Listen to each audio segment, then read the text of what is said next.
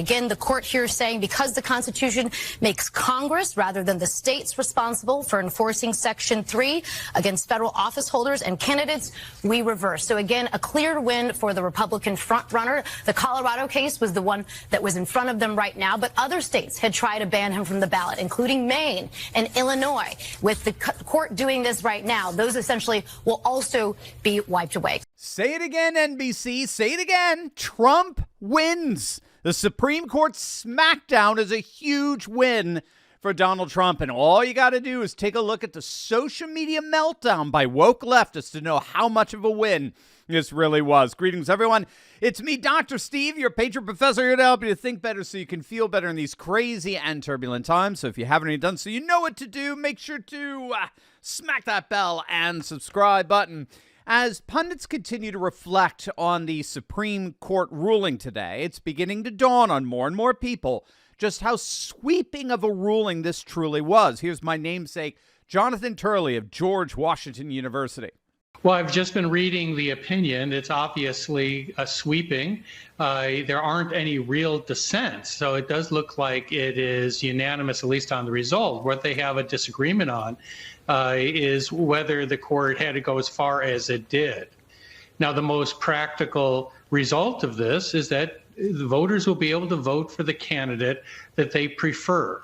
This was a critical moment for this court in history.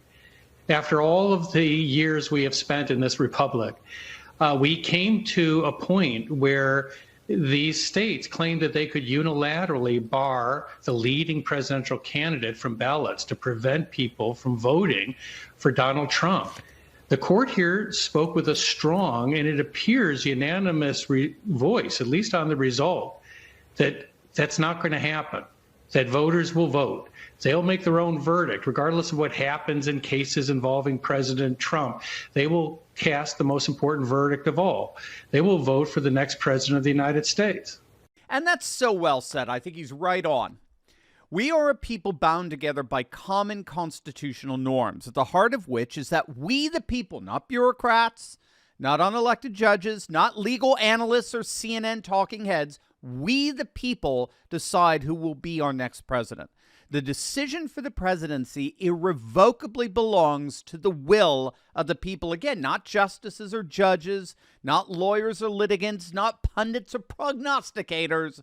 The decision for the presidency resides ultimately in the will of the people. But don't tell that to woke progressives. Don't tell that to our nation's cultural Marxist lunatics. For them, they are the ones who's supposed to have ultimate say in who we elect as president. The consent of the governed be damned. Here's Keith Olbermann, perhaps the single most unhinged lunatic of them all. Olbermann, he basically wants the Supreme Court disbanded. Here's what he writes, quote, "The Supreme Court has betrayed democracy." Let that hit. I mean, what do you even say to that? The Supreme Court has betrayed democracy. Its members, including Jackson, Kagan, and Sotomayor, have proved themselves inept at reading comprehension. And collectively, the court has shown itself to be corrupt and illegitimate. It must be dissolved. The only thing more absurd than that tweet is the fact that that lunatic thinks he's the champion of democracy. He hates Trump so much, he's willing to burn it all down rather than just see him return to power. But he's hardly alone.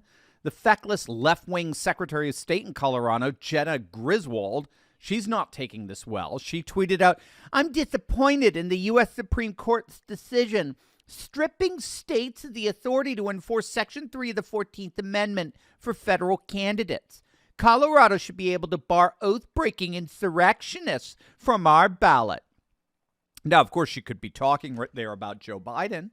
Couldn't she, his treachery at the southern border, his deliberate abdication of his law enforcement responsibilities. Is that who she's talking about? You see, this is precisely the Supreme Court's point. Judges for one state can't determine unilaterally the outcome of a presidential election for the entire country. But then again, logic does not appear to be Jena Griswold's strongest suit.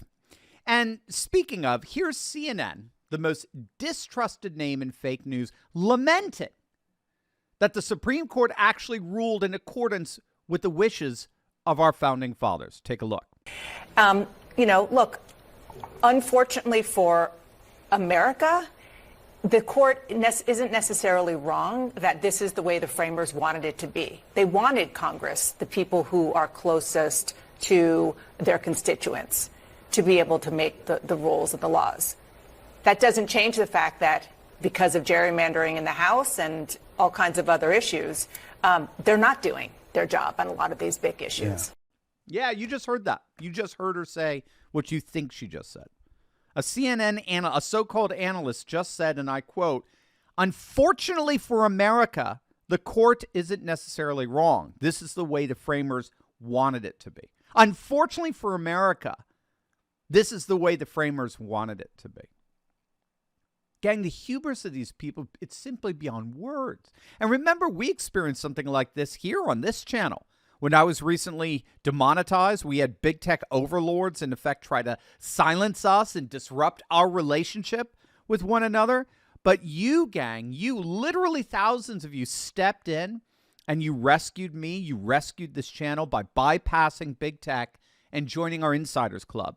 You made it loud and clear to the Silicon Valley oligarchs that we're a movement, an army of like-minded patriots who refuse to be silenced by the international woke police. And so once again, I just want to take this moment to thank each and every one of you who've joined our Insiders Club for coming to our rescue. And for those of you who want to join in and take a part of this effort and this action, just click on the link below, join our email list. That's all. That way we'll never ever lose touch with one another, no matter what big tech does. Just click on that link below, join our email list, and become a part of an army of hundreds of thousands of patriots dedicated to taking our nation back together.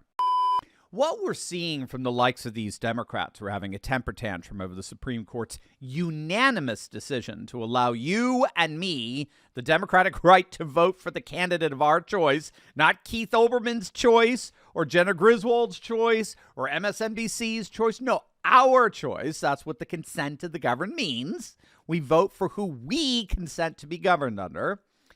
The reason the left is having such a hard time with that is precisely because after 2016, they no longer believed they could trust in the consent of the governed. With every passing month over the last 7.5 years since that fateful night, November 8th, 2016, we've been learning more and more just how panicked the powers that be were over the back-to-back victories of Brexit in June of 2016 and then the victory of Trump here in the States. They suddenly realized to their horror that these persistent populist movements that had thus far stubbornly disrupted parliamentary elections in Europe, they were no longer fringe peripheral movements. Populism was now effectively dismantling the European Union with Brexit, and very possibly dismantling the liberal international order with the election of Donald Trump. We now know that something happened inside both D.C. and Brussels that night.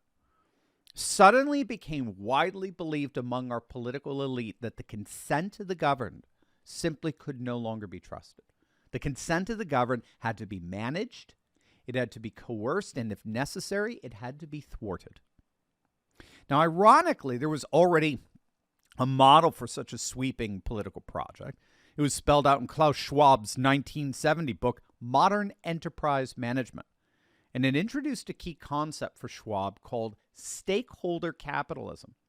Now, stakeholder capitalism is generally presented in benign terms as a system in which corporations are oriented to serve the interests of the general population at large, not just their investors, but the whole of the population. Because, as they say, we're all stakeholders in a far more fair, just, equitable society. But what really happened was that the model of stakeholder capitalism overlapped perfectly with the political and economic manipulations thought necessary to ensure that a Brexit and Trump disruption never happened again. We now know, thanks to the Twitter files, that there emerged within the three-letter agencies a public-private partnership with favored corporations, most particularly big tech social media outlets, that formed a corporate state hybrid that largely bypassed precisely the kind of executive restraint envisioned by classical political liberalism, the very government our founding fathers envisioned and instituted. The end result of this relationship was that corporations were in effect deputized to restrain the freedoms of citizens, particularly our freedom of speech and information, so as to maximize centralized control over the totality of political and economic life. And here's the key: completely irrespective of the will of the governed. It was believed that it was only by implementing such coercive measures that something like what happened on November 8th, 2016 would simply never happen again. And yet, here we are, 7.5 years later, and he's back. And he's back stronger and more popular than ever. He's in a better position today than he's ever been to win the White House. This is why Keith Olbermann and the left-wing lunatics throughout the legacy media are having such a temper tantrum today. You see, it's because today was never supposed to happen. They together set up a system that was designed by its nature to never allow Trump to return. And everywhere they look, it appears he's about to do just that.